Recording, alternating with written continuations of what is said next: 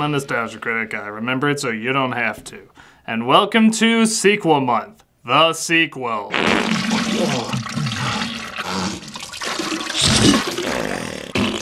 For those who don't recall, there was a theme month called Sequel Month where I looked over all the sequels to awful films I've already reviewed. Well, you know what? I want some goodness before I start this shitstorm! You see, sequels have gotten a reputation as always being inferior to the original, and in many respects, they're right. But that doesn't mean there aren't some amazing ones out there. There are people who saw part 2, 3, or 4 not only as a way to make more money, but as a chance to continue a story, provide a brand new angle, or even outdo what the original did to win over so many people. There's plenty of them to look at, and they deserve to be acknowledged as much as possible. And we're gonna look at the top 11 of them here today. Why top 11? Because by God, I need as many of these as possible. These are the top 11 greatest movie sequels.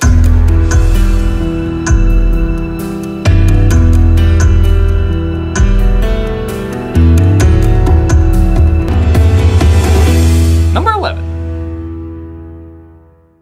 Mad Max Fury Road. The Mad Max movies are known for having some kick-ass, mind-blowing sequels. The first film started off as a low-budget, seemingly exploitation-style revenge flick. But as they kept moving on, they turned into apocalyptic bloodbaths, each one getting stranger and more action-packed. Well, the crowning achievement by many is Fury Road, which like the other Mad Max films can be seen as a continuation, a standalone film, or a little bit of both. All the movies have a mix of past themes, imagery, and ideas. Even some of the actors come back in different roles. This takes the exact same thing and cranks it up to 1,000,000. This is by far the biggest Mad Max movie with the best eye candy, creative stunts, and visual storytelling. So much of the narrative is done just through the characters' expressions and actions, which when you think about it is very difficult to do. But you just look at any of these people, whether they be side characters or main players, and you immediately know their backstory. I've done a whole review on this film, so you can check that out if you want more details. But needless to say, it's both totally different from where the film started out, but also a perfect fit for where they naturally, and even unnaturally, seem to be going. Oh, what a film! What a lovely film!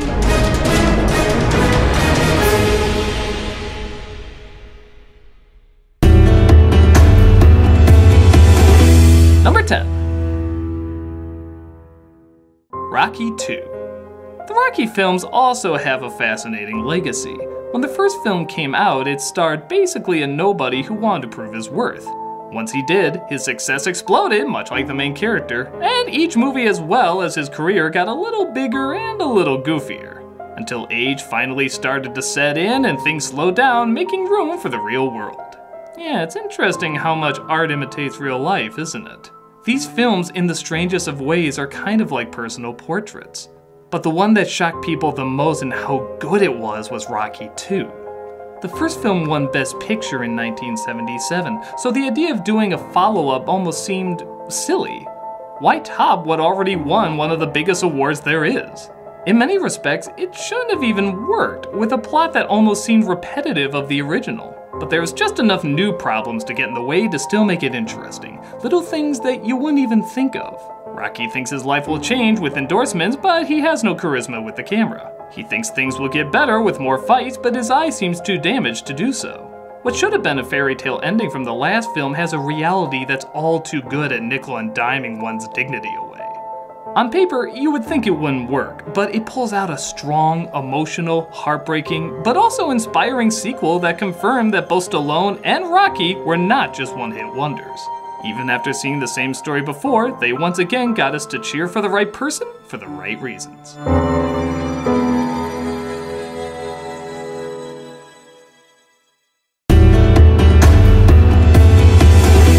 Number 9.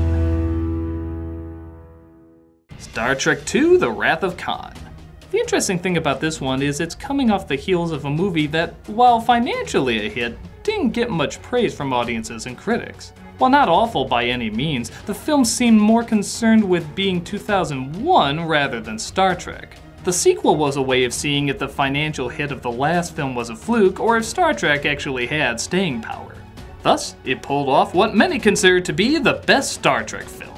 It incorporated both the ideas of Star Trek and the emotions of Star Trek, focusing on revenge, strategy, life, death, just about anything that makes a grand epic. And keep in mind, this is at a time when Star Trek was still associated with this. Everything from the music to the effects to the perfectly over-the-top acting made this a marvel that really would have gone over fine if it just played as an expensive episode. But they didn't just do that. They put all their talent and effort into it, making it one hell of a suspenseful, action-packed, funny, depressing, uplifting, all-encompassing film. It retreaded what made Star Trek so great, but also went where no Trek film had gone before. And it still holds up even to this day.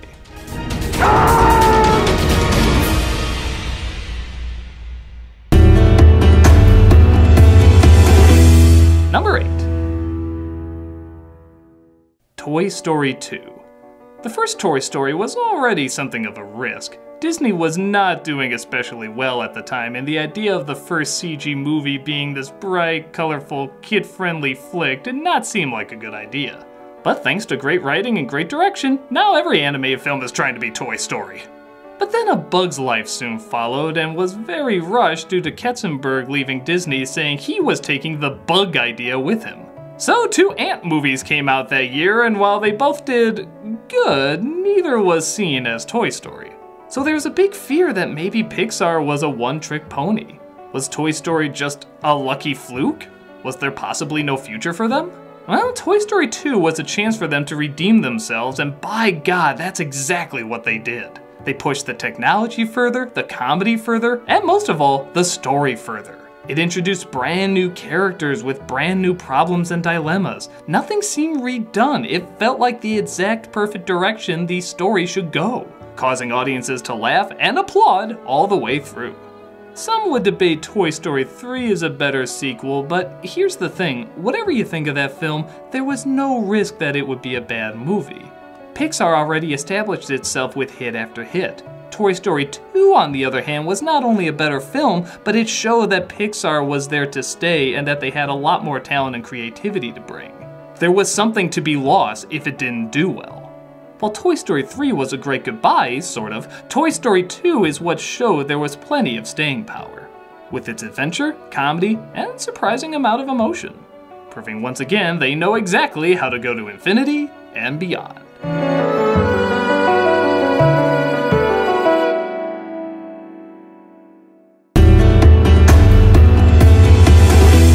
Number 7. Aliens. A sequel so good that they have the greatest sequel title of all time. We already know what one alien can do, so simply making it plural is beyond terrifying. And it's not just one, but hundreds of aliens that attack while also adding a new twist with there being a queen alien. The most badass bitch in the galaxy. Taking more of an action route than a horror route, Aliens still brought the intensity as well as long-lasting themes. The ideas of trust, family, and bonding for survival are all explored in adult yet still exciting ways. There's 2 mothers duking it out, people disbelieving others, and new connections that have to be established, all for the goal of figuring the best way to get through the worst nature has to offer. All these characters are memorable. They're not just people you're waiting for to die. You want them to get through and feel pretty damn bummed when someone doesn't. We like them and don't want to see them go, as a true horror film is supposed to be. The effects are amazing, the action perfectly paced, the emotional moments legitimately effective. It took one of the best horror films of the past few decades and elevated it to a whole new level. That's it, man. Game over, man. It's game over. Number 6. Terminator 2: Judgment Day.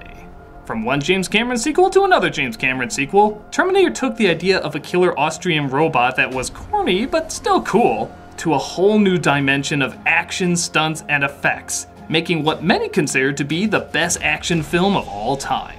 While many of us are used to seeing Arnold as the good guy now, keep in mind the sequel wasn't advertised like that.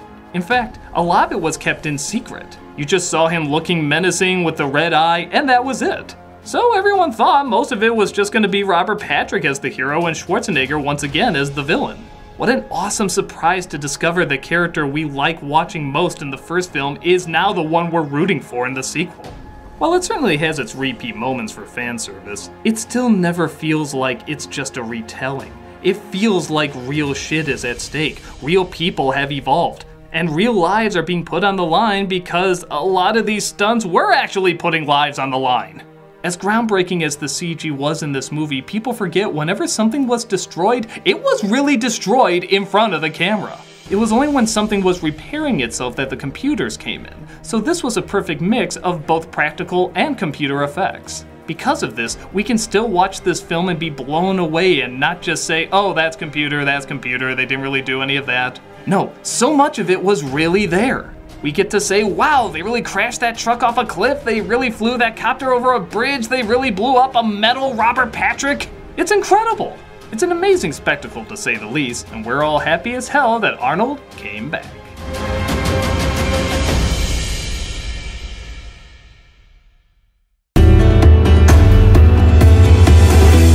Number 5. The Dark Knight. Batman has had an interesting history, to say the least. Through all the ups and downs, it almost didn't seem like there were much possibilities in film for him anymore.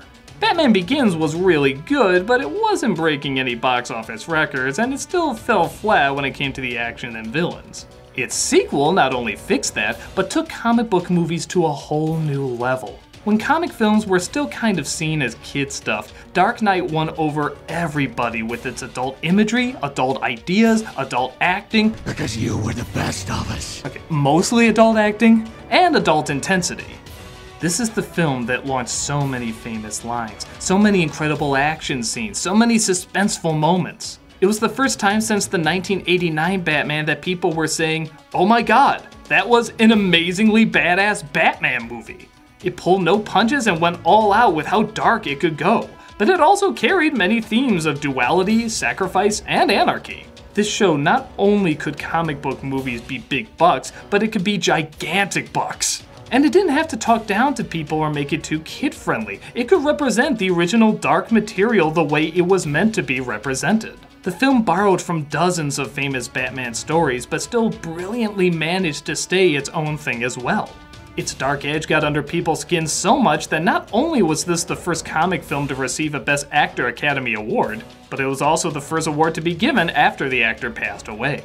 It knocked down all barriers and said there's something to these comic book stories, you just have to use the right people who understand it. It said proudly and confidently why these movies should be so serious.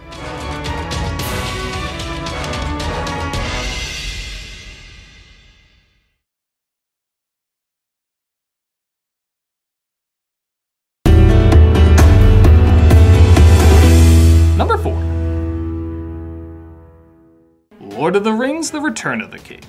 Some would say Two Towers should get this mark as it was the first sequel to outdo the already popular Fellowship of the Ring, but this movie broke tons of records, pleased hundreds of critics, won over most audiences, and even swept the Academy Awards, being the first fantasy film to win Best Picture. Like Dark Knight, this showed a genre that was seen more as kids stuff could be a powerful force to be reckoned with. Where the first two films are also very good, everyone seems to have their own personal problems with them, ranging from tiny to major. But this film was so gigantic that even the problems they had are quickly forgotten because they were just sucked into the size and scope of what we were watching. All the characters, all the storylines, everything that had been built up in hours and hours of entertainment suddenly had to be wrapped up. And it went out with a huge bang. The only major problem people seem to have is that the ending goes on forever, which is a legit criticism. They could drag, and sometimes they're even a little uncomfortable. But when you factor in the amount of characters these movies had and how long they were, it does kind of make sense that it would be a little long. It's like trying to calm down after so much intensity was thrown in your face. In many respects, it was kind of a good decompressor. In the grand scheme of things, it's not really that big a problem. It was quickly forgotten when they look back at the rest of the film. When people point to epics now, they usually either go to the biblical films or Lord of the Rings. What was seen as box office poison and unfilmable by many fans was now one of the biggest epics of all time, and the Best Picture winner of 2004. When it's often said sequels never win, this one definitely went out on top.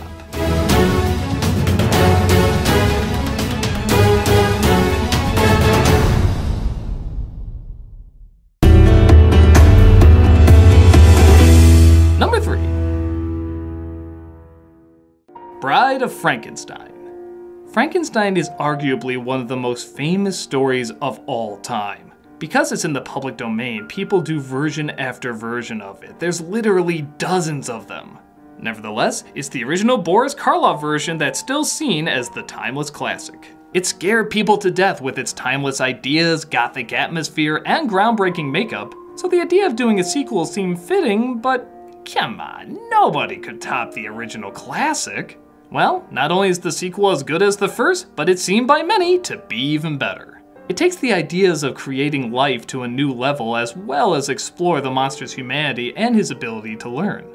Sometimes even beyond his human predecessors. Once again playing with the idea of who's the real monster.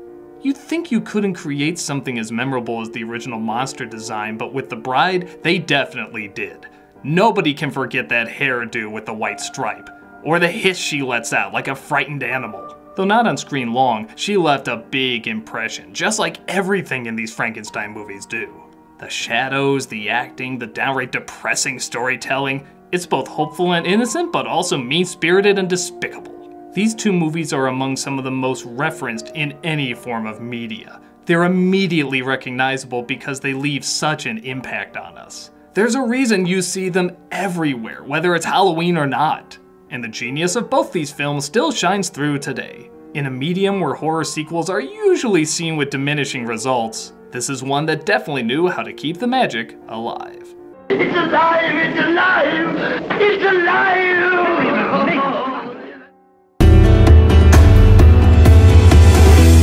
Number 2. The Godfather Part 2. The first Godfather film was a landmark in motion picture history. Many say it's one of the best American films ever made. It was brutal, stylized, but also highly realistic. A film of that nature had never really been seen, at least not to that degree. So the idea of a follow-up seemed strange. Granted, it was the same people working on it, but what else was there to tell? The movie seemed to end on a perfect note. Well, this one further explored how much humanity has to be given up for what's apparently seen as the greater good, and how the greater good never really seems to have a finish line. Through family, betrayal, and violence, we see how far a person can still go to hold on to power while also holding on to any semblance of decency, if there's any left. But on top of that, we also get the backstory of a character that was done by one of the greatest performances of all time. Who could possibly play the younger version of the Oscar-winning Marlon Brando? Robert De Niro, of course. This was the movie that cemented him as one of the great heavy hitters of acting. Seeing how a child can come from nothing with literally everything working against him and trying to kill him, yet can somehow become the epitome of power at a price. This was the first sequel to win Best Picture, and the only one to win with its previous film as well. Godfather 1 also won Best Picture. At a time when Godfather was said to be the perfect movie that couldn't be topped, Godfather 2 tried it and not only succeeded, but made what many consider one of the greatest films ever made. It's hard enough to make something as incredible as Godfather once, but to do it twice? That's an amazing feat. What can you say? It made us an offer we couldn't refuse.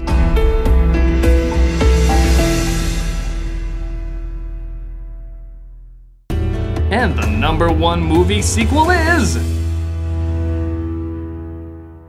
Star Wars: The Empire Strikes Back. Now I'll admit, I had a rough time trying to figure out which should be number 1, this or Godfather 2. They're both different, but also seen as the best sequels out there. They both took America by surprise and were said that the idea of making a sequel out of them didn't seem like a good idea because the original was perfect. And of course, they're both seen as better than the original. But here's what pushed it over the line for me. Godfather had to only impress adults. Star Wars had to impress adults and kids. Many people say, oh, it's easy to make something for kids, but making something for both kids and adults and being legitimately entertaining for both can be very, very tricky, especially if it's not a comedy. Think about it, you're telling a story about sci-fi wizards. You're gonna get adults interested in this? Well, not only did they do it, in many respects, they got more adults interested than kids, you could argue. Why? Because Star Wars could have very easily just been a retelling. Just finding another big ball to destroy, more comic relief, and more weird creatures to fight. But this movie didn't do that. It waited until the last one to do that. The film not only continued the story as opposed to repeat it, but it took it to a new, darker, aggressive, frightening, and more adult world. Yet through all of that, kids still watched it. They didn't run away. They didn't say it was too scary or grown up. They said they wanted to handle the rough stuff with us. Even the big reveal, which I won't give away, really challenges a lot of children's perceptions of good and evil. For many, it's the first time they're putting together that maybe things aren't always so black and white, in a world that seemed tailor-made for things to be black and white. One of my favorite things to do is to watch kids' reactions when they hear that big reveal. They just can't believe it. It takes them totally by surprise. But this is a good kind of surprise. A surprise that challenges them and forces them to think a little different. Hell, a lot of adults are suddenly forced to think a little different too. They didn't see that surprise coming. On top of that, this was a sequel to the highest grossing moneymaker of all time. If it just wanted to repeat itself, it could do that. It would have little to no loss. But they didn't. They took a huge chance. They said, let's have it go darker, let's have it go more aggressive, let's really make people uncomfortable, the kids too. That is a big risk that both kids and adults are really glad that they took. This could have been the easiest money grab, but instead they decided to go a different direction that chances are most people didn't see coming. It's like Mark Twain used to say, my books are like water, those of great geniuses are wine. But fortunately, everybody drinks water. Godfather is the wine, Star Wars is the water. Everybody can get it, everybody can relate to something in it, and everyone of any age can get something of value out of it. There's absolutely no denying the Force is strong with this one. Were there any sequels I missed? Well, leave them in the comments below and pray for me this month. I'm the Nostalgia Critic, and sequel month is on the way.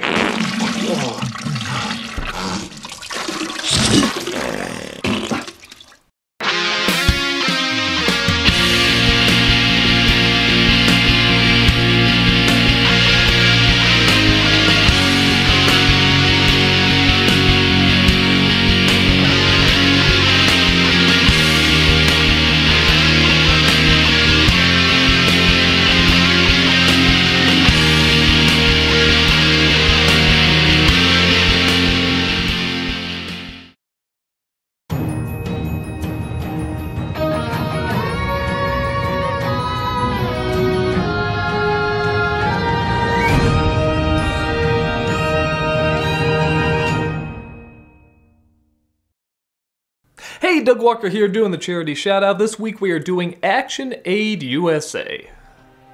Action Aid believes that we can bring an end to poverty and injustice by investing in local problem solvers. They know that local people understand their context better than we ever can. They are determined, committed, and motivated to change the world around them. That's why they actively invest in powerful people living in poverty in 45 countries around the world. Problem solvers who know what's needed to change lives within their own communities, and have the power to mobilize and inspire others. They tackle problems where they can make the most difference, connecting problem solvers from communities around the world with the people whose decisions affect their daily lives. This way they can understand and claim their rights and bring out change that lasts. This is a wonderful idea that has already done so much good work and helped so many good places and good people. If you go to their website or their YouTube page, you can see their constant hard work and constant dedication to not only helping those in need, but finding the best way for it to last the longest. Check them out and see how you too can help in a great cause.